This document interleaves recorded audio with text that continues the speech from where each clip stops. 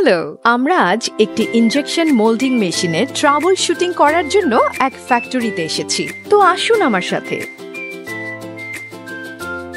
Perfect solution সেন্টারে স্বাগতম। আমরা কিন্তু রেডি, চলুন তাহলে শুরু করা যাক।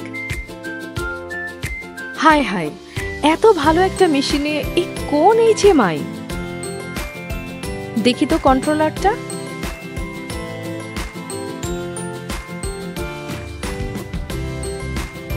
হাই হাই, কি অবস্থা এটা?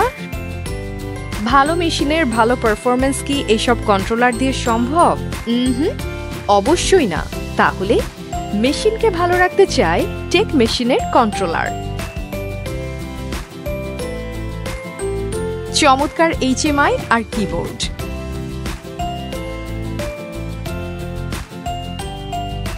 কন্ট্রোলারে আমরা প্রয়োজন মতো প্রোগ্রাম এডিট করতে পারি।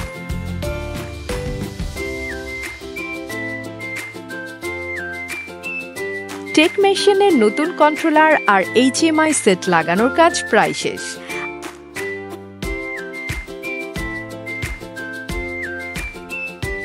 আমরা মেশিনের সকল সেফটি ও সব ফিচারকে এনশিওর করেছি। প্রয়োজন হলে পেন ড্রাইভের মাধ্যমে টেক মেশিনের HMI ইন্টারফেসকে আপডেট করা যায়।